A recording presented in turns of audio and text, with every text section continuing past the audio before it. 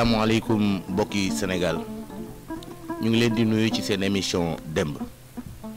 seen émission démb nag tey mi ngi leen ñëwal fii ci dëkk bu ñuy wax Ziguinchor di capitalu Casamance Ziguinchor boobu nag ñu bari wax nañu ni sax baat bi mi ngi jóge ci portugais yi mooy Cheguei Choram baat bi di soppeeku ba ñu koy wooye léegi Ziguinchor ndax baat boobu portugais yi doon wax moo di yëgsi naa maa ngi jooy ndax booba dafa am bateau yu fay ñëw di fa jël si ay jaam yi nga xam ne moom la tubaab yi doon jël di leen yóbbu Amérique ak ci àdduna bi yépp loolu nee nañ moo indi baat bi waaye am na ñeneen ñu wax yeneen version ci biir waxtaan wi bu soobee yàlla dinañ ko dégg Ziguinchor bii nag nga xam ni mooy capitalu verte Casamance xam ngeen ni moom comptoir bi ñu ngi ko sanc 1645 et portugais yi jaar nañ fa anglais yi jaar nañ fa français yi jaar nañ fa ba ci bi ñu yëgsee ci traité bi nga xamante ni ci la France ak Portugal parce que booba Portugal am na partie bu mu occupé ci Ziguinchor France it am na partie bu mu occupé woon ca wetu Guinée-Bissau ñoom nag ñu daal di weccoo portugais yi jox complètement Ziguinchor français yi jox leen dëkk bi nga xamante ni moom lañ yoroon ca Guinée-Bissau traité boobu nag sax ñu bare interprétation yi bari na ci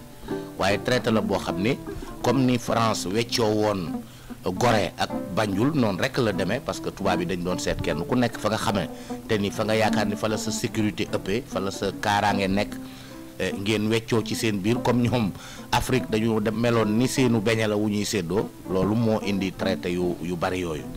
dëkk boobu nag tey jii ci lañ leen ñëwal pour waxtaanee histoire u Casamance xam naa dañ koy tàmbali rek dañ ko jéem di wéyal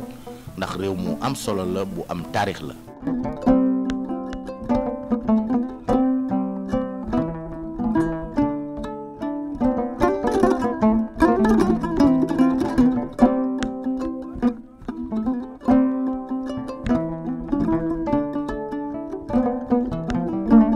Ziguinchor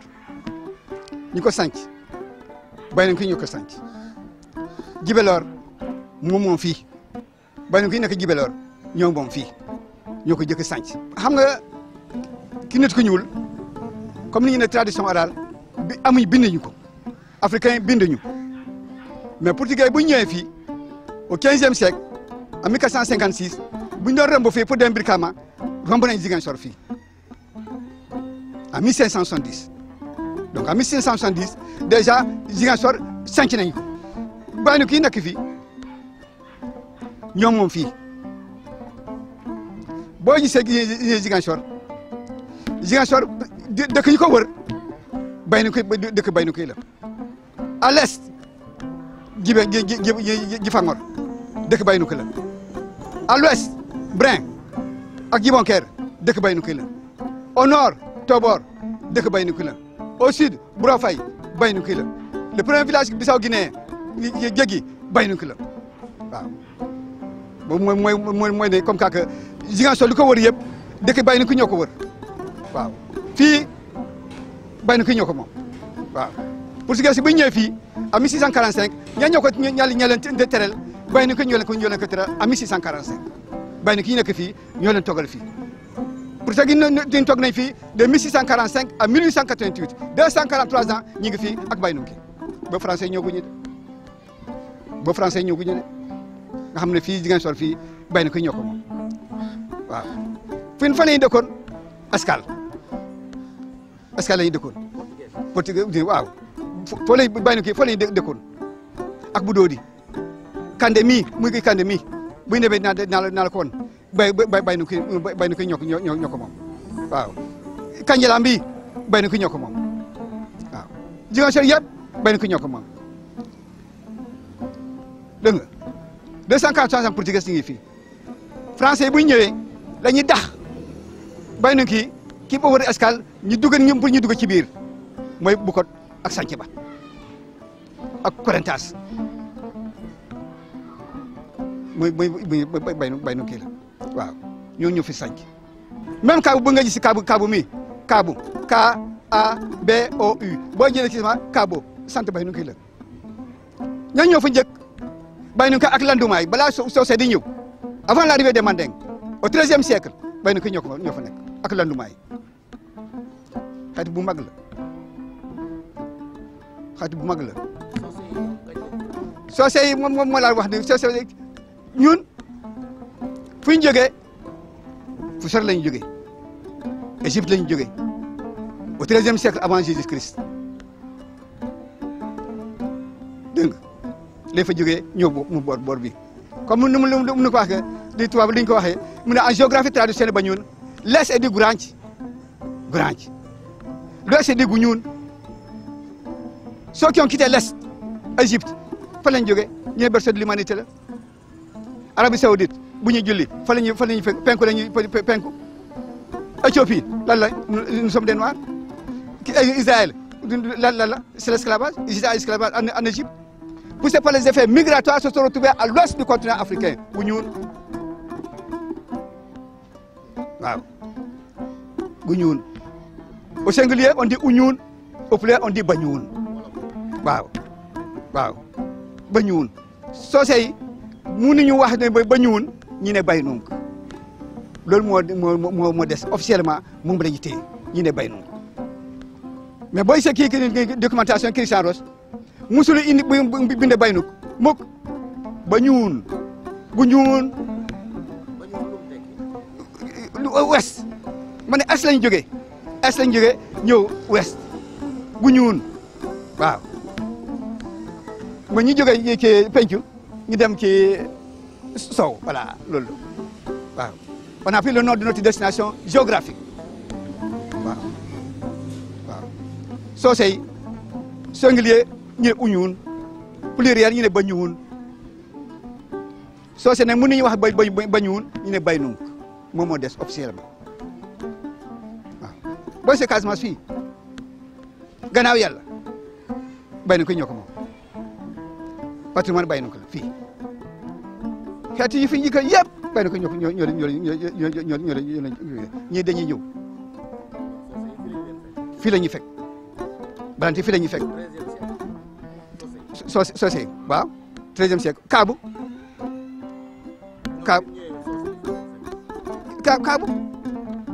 foofu la ñu nekkoon balaa ñu ñëw ma ne ko Landumaay ak Baynunk ñoo nekk Kaabu balaa Socé di ñëw au 13e siècle ñi bàyyi leen foofu ñu ñëw boor bi vers l'ouest gu ñuul ñu ñëw boor bi bu ñuy jëppante à pël yi foofu pël yi daxaleen bu leen pël leen daxee en 1865 bu ñëwee kii Pakaaw ñaa ñoo leen dal Baynunk ñoo leen dal Baynunk ñoo leen dal waaw en 1865 bu ñu xëyee pël yi pël yi daxaleen foofu Turbankelo waaw ñu ñoo leen dal foofu Baynunk ñoo leen dal pël yi ils sont menés 14e siècle lan la moo leen indi xam nga nag comme juri ñax moom rek lañ doon wut ba ñëw fi waaw Balanti yi fa ñu jógee tam fa jënde lañ jóge balaa ñu ñëw fi waaw ñëpp ñun ñëpp foo lañ jógee Égypte Guinée Mali Guinée Conakry Guinée Bissau Casamance naka même Dakar bu nga gis ni Dakar en 1450 les Baynuk habitaient là-bas avec les Socé en 1450 bu ñu demee naa la ko wan c'est marché Cap de Égéguis qui recoupe avec Ziguinchor nga xam ne Baynuk yi xeet bu mag la xeet bu yàgg la waaw xeet bu mag la xeet bu yàgg la waaw. mais entre ethnie Mandeng Joola yi ak Pël daan nañ am ay conflit wala. Casamance Kaasa Mansa Kaasa mooy Kasanka ay Baynuk lañu Mansa veut dire roi en Mandeng Kaasa trait d'union Mansa Kaasa vient de Kasanka ay Baynuk la comme les Ziguinchor ñi dëkk Ziguinchor fii ce sont les deux groupes les Kasanka et les Ziguinchor Ziguinchor yi changé Ziguinchor Kasanka moo englobé yëpp Ziguinchor moom la ay Ziguinchor ñoo dëkk ñoo koy Baynuk ñoo dëkk fii mu ñu altéré portugais bu ñëwee ñu ne Ziguinchor français bu ñëwee ñu ne Ziguinchor question de vocabulaire la voilà comme par exemple Gumel si sa xam na foofu Gumel mais Gumer lañ ko wax ci Baynunki Gumer c'est-à-dire le sel par une déformation linguistique ñu ngi sama Gumel mais Gumer le sel waaw xorom la par rapport à Budodi boo xam ne liggéeykaay la waaw ki Gumer la Gumer une déformation linguistique ñu ne Gumel waaw Ziguinchor tam noonu la ay Ziguinchor ñoo fi dëkk Kassanka moo embrasé yëpp moo formé royaume bu nekk Brikama suñu capitale bi Brikama mooy Casamance fii Baynunki ñoo ko moom gannaaw yàlla Baynunki ñoo ko moom un peuple pacifique un peuple ouvert extrêmement tolérant xeet yi ñu fi nekk yëpp fi la ñu fekk ñu ñoo leen tere bu loolu amee bu ñuy woowee xeet yi yëpp lii du am mais ñii dañuy jóg ñu jël gannaay bi ñi xam ñu si dara loolu tax mu yàgg 36 ans waaw mais bu ñu toogoon ñu waxtaan li du am il faut que ñuy toog Baynunki Joolaa yi Soose yi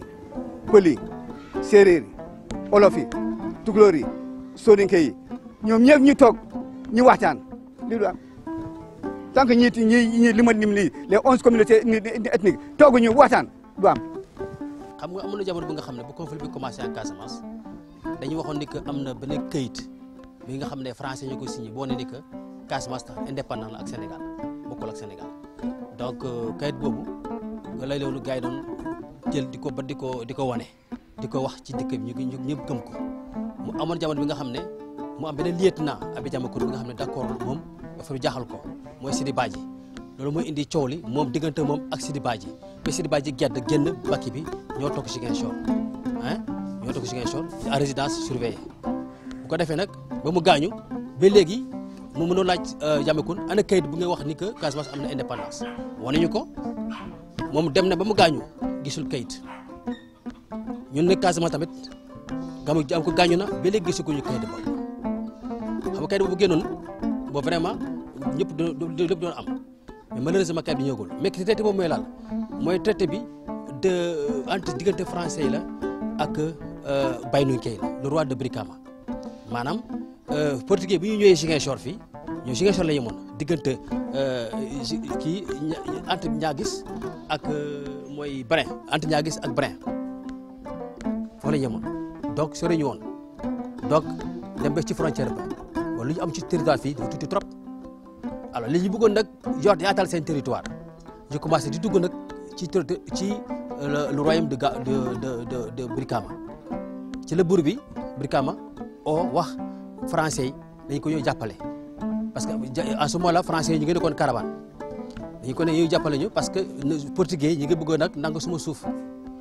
portugais bi ñu ñëwee nag ñu signé benn traité boobu de protectorat la woon diggante portugais yi ak maanaam français yi ak kii pour empêcher portugais tere portugais yaatal seen territoire yokk seen territoire ñu bloqué leen à Julkuna mooy boo demee Niaguis tuuti rek ci virage ba mooy foofu la gars yi bloqué si portugais yi traité boobu nag la gars yi yaakaar ni que da nga maam Casamance indépendant moom la gars yi jël boole ko jaxase ko ak ni Casamance am na indépendance. Casamance lu gën a indi coow li yëpp Casamance bi man dama ko jàppandi que falsification histoire xam nga taarix boo ko jëm a falsifié rek da nga indi conflit da indi problème moo tax boo xoolee taarix yi conflit yu bëri maanaam xeex yi jàppante yi bëri ci adduna bi lu ko indi mooy falsification histoire. fii Casamance léegi vraiment xeet yi yëpp ñoo fi dëkk léegi ni mën nga gis ay Nigérien Ivoirien nga gis Camerounais nga gis xawma nu ñu ko waxee bépp ethnie bu nga mën a am Afrique da nga koy fekk fii Casamance daanaka léegi Casamance pour ñëpp la donc boo ci seet bu baax ci monde bi sax nu muy évoluer tey da ngay gis Baynunk mu sey ak Joola nga gis Baynunk mu sey ak Wolof nga gis Mankañ mu sey ak Wolof mu sey ak Séeréer fàtte naa sax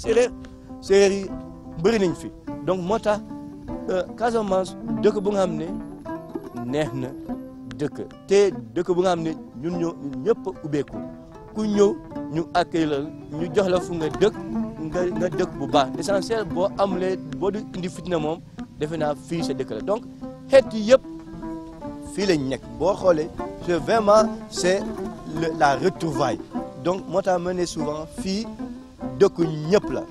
ku nekk foo mën a am jàmm sa dëkk la jàmm ji lu koy indi fii Casamance mooy lii mooy lu ma jógee di wax nii mu bañ a am xaajalu mu bañ a am ci tubaab bi nu ñu ma rejet ñu bañ a am ne kii du waa fii mais képp nga xam ne ñëw na fii te fi neex ko ñu ubbil ko buntu bi mu installé beneen bi mooy lan ñu renforcer waat développer suñu culture parce que suñu culture lu ñu amoon ci aada mu ngi commencer disparaître te loolu boo xoolee ci village yi suñu histoire si suñu maam yi nuñ doon waxtaane boo jëlee Casamance fii boo jëlee la reine Aline Sitoé moom dafa combattre tubaab bi pour ne leen ñun fii su mooy suñu dëkk kenn di ko ñëw moom ñun tubaab bi bu la ñëwee ngeen ñëw dëkk ngeen dëkk bu leen mën a dëkk ngeen dem feneen ñun africain fii mooy africain yëpp fii mooy seen place donc ñu am ci hôpital bi nga xam ne ñun il faut ñu encourager loolu beneen bi boo jëlee ci Mankagne man mii Mankagne boo jëlee aada pour renforcer jàmm bi mooy boo jëlee aada ci Mankagne dañ leen ne tuur deret dafa xaraam ci Mankagne te defe naa ci joolaay boo demee Kaasa maa ngi le roi defe naa ñoom foofu tuur deret dafa xaraam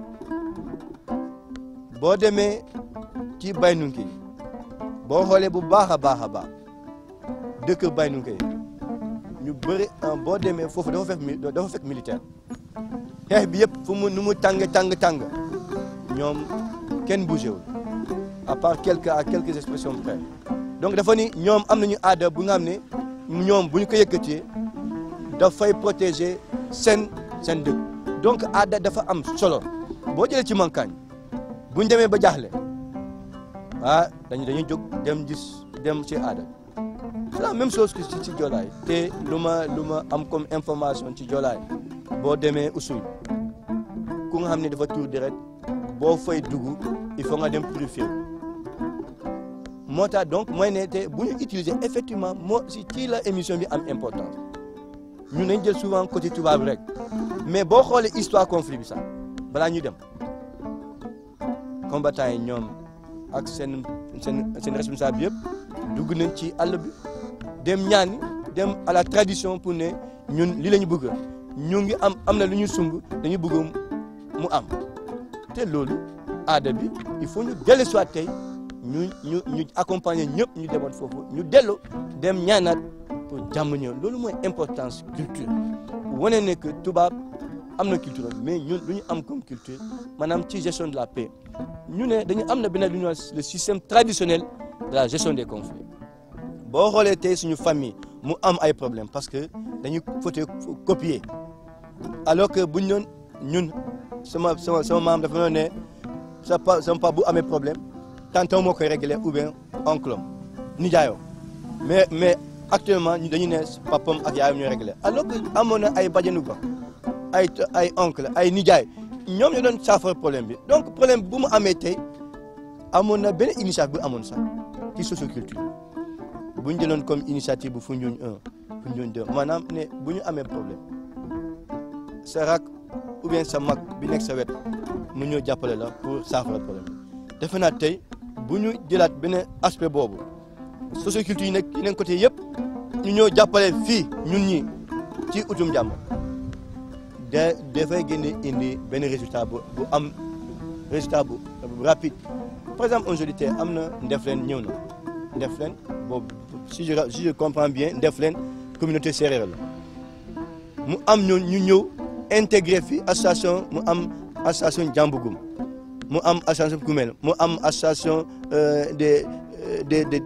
Peuls des Toucouleurs mu am ay Baynou mu am ay Mankagne mu am ay Stra ñu am organisation yooyu ñu commencé di duggante seen biir di waxtaan naka la ñu amee jàmm suñu gox loolu déjà am na lu nga xam ne dañ ko daan renforcer. appel bi ma am pour suñu njiit bi nga xam ne mooy excellence Macky Sall le président ak gouvernement bi yëpp manqué ne d'abord ci volonté bu mu jëloon ne moom joxe ndax loxo responsable MFDC ñoom ñëpp pour ñu waxtaan loolu ñu ngi koy rafet ñu ngi rafetlu tamit décision bu mu jël mu ne day def Casamance le pôle économique loolu ñu ngi koy rafetlu mais lu ñu ci bëgg a sont yokk mooy na ko rendre plus concret mu gën a accélérer cadence bi maanaam ambition bu mu am mu bañ a ragal leneen mu def man-manam indi tous les moyens pour accompagnant ci loolu ci le plan socio-économique développement mais ci socioculture yi accompagner socioculture yi ne leen lu ngeen mun a def pour jàppale gouvernement ak MFDC pour jàmm ñëw parce que socioculture yi am nañu seen rôle important ci processus bi donc jàppale leen accompagner leen mun na faciliter tamit vraiment avancer ci processus bi lu may ñaan nguur gi leneen mooy mu nangu waxtaan ak ñëpp maanaam fraction MFDC yëpp ku mu amal possibilité waxtaan na waxtaan ak moom maa ngi profité tamit ci ne le chef de guerre Salif Sadio moom tamit ñun ndaw ñi ñu ngi koy ñaan mu teg lépp ci suuf lu mu amoon mu waxtaan ak frère am yi nekk yeneen fraction MFDC parce que c'est important ñoom ñëpp ñu booloo ñu am un représentant ku nga xam ne dafay gën a facilité pour ñu waxtaan ak nguur gi loolu ñun ñu ngi koy ñaan te moom nu mu ko waxee tamit moom teg na lépp moom engagé na pour processus de paix ñu ngi koy remercier si loolu César Atoute Badiate ak yeneen responsable bi yëpp ñoom tamit engagé na ñu ngi ñaan ñoom ñu nangu ubbeeku waxtaan ak nguur gi waxul ne ubbi waxtaan ak nguur gi mooy dañuy nangoo lu nguur gi di wax non ma ñun leen wax ñu dem déglu nguur gi wax leen lan la ñoom tamit ñu wax leen seen xalaat ñun loolu la ñuy soxla ñun ñu ngi ñaan responsable MFDC ñu def jéego yooyu ñu accepté dem wax déglu gouvernement bi lu muy wax tamit gouvernement bi mu nangu déglu proposition yu MFDC def comme ça bu ñu déggee ku nekk am na proposition mu bañ a am benn point bu ñu rejeté l'essentiel ñu dem ci table négociation ci la ñu soog a commencé waxtaan ci bii nangu nañu bii nanguñu mais ñun ñu ñuy laaj vraiment pour que ñoom chef de l'État mu ne moom am na volonté Salif Sadio nee na am na volonté César am na volonté ak ñeneen am nañu volonté ñun lu ñuy ñaan vraiment ñu dem toog discuter ñu ngi ñaan tamit lu amoon janvier ba mois de mai bii ñu ngi ñaan loolu ñëpp teg féetale ci suuf ñu privilégier dialogue ñu puisque ñëpp ñu ngi wax ne ñu ngi liggéey pour population maa ngi leen di ñaan ñu aar population bi ñu pardonner population bi bala ñu dox seen dox ñu liggéey vraiment ñu teg féetale ci suuf militaires yi MFDC gouvernement bi responsable bi nañ toog waxtaan vraiment ñun loolu mooy suñu appel en tant que ndaw bi nekk Sénégal mais nekk dëkk dans la région sud on appelle la Casamance principalement Ziguinchor.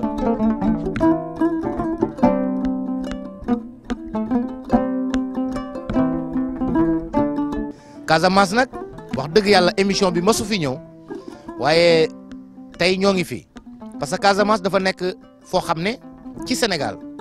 defe naa ni benn gox ëpp ko njariñ ci réew mi benn gox gënu ko màgg ci réew mi benn gox aussi waru ko gën a avancer ci réew mi soo fi ñëwee di gis ni Casamance mel nga xam ni lu dul jàmm rek moo ko gën parce que Casamance moo waroon nekk ween wi Sénégal di nampe moo waroon nekk sàq mi Sénégal di lekkee te yu baree bari mi ngi fiy am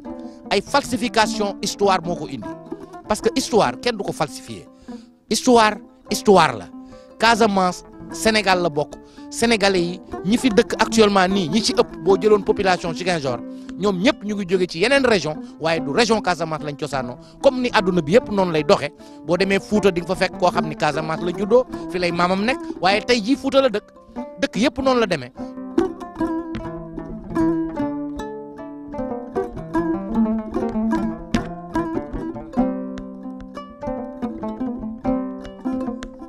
organisation société civile dañu war a gën a jàppoo gën a doon benn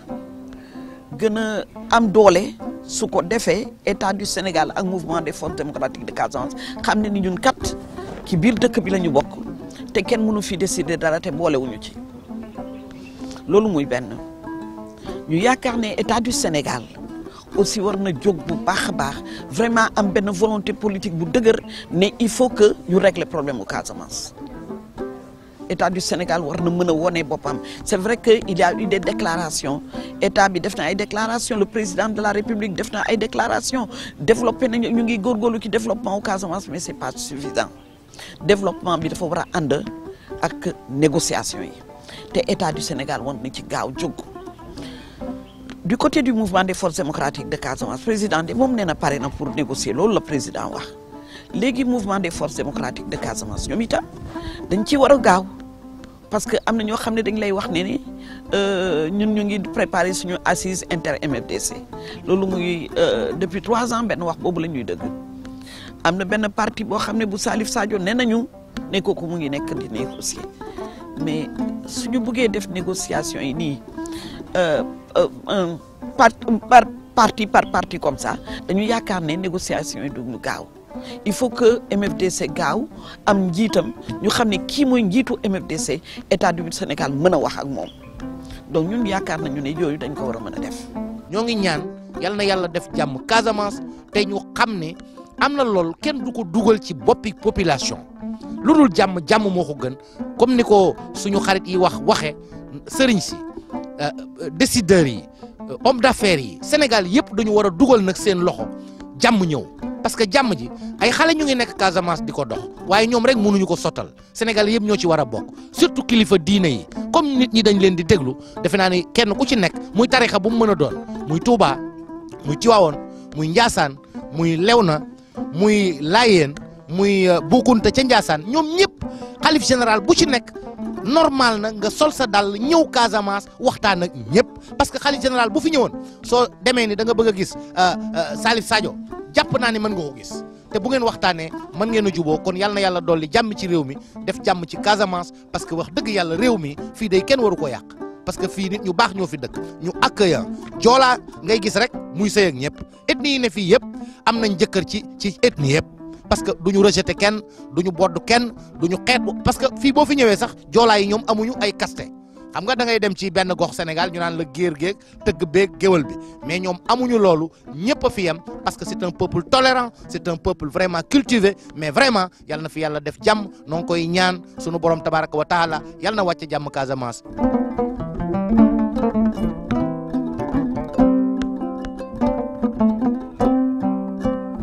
waaw mbokk yi gis ngeen nag seen émission démb ci Casamance te dinañ ci dellu si gën a dem ba ca kaw. bu soobee yàlla ay Cabrousse Brin Niassia dëkk yooyu yëpp nga xamante ni dëkk yu mag la ba Cap Skirring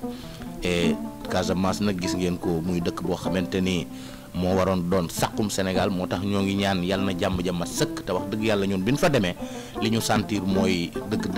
dëkk bi ëpp jàmm ci Sénégal defe naa ni mooy Ziguinchor parce que liñ fa nekk yëpp dégguñu fa agression dégguñu fa dara dégguñu fa càcc dégguñu fa dara contrairement ak fii Ndakaaru nga xam ne bis bu nekk moom loolu la ñu dëkkee kon noo ngi ñaan yàlla na fa yàlla def jàmm di gërëm aussi suñu partenaire madame Sidibé ak fondation Sonatel nga xam ni ñoom dañoo jël rek fas yéene di ñu jàppale ci émission bi di ñu ci dimbali pour ñu dem defi ko ndax émission bi dafa jafe te maa ngi ñaan aussi sénégalais yi nga xam ne bëgg nañ réew mi ñu ñëw sponsoriser suñu émission bi parce que émission bi sénégalais yépp a ko bokk histoire yi Sénégal yépp a ko bokk te yaakaar naa ni jàppale ñu ci am na solo kon ñoo ngi gërëm bu baax a baax fondation Sonatel di gërëm aussi waa Ziguinchor yépp ak teeru bi ñu teeru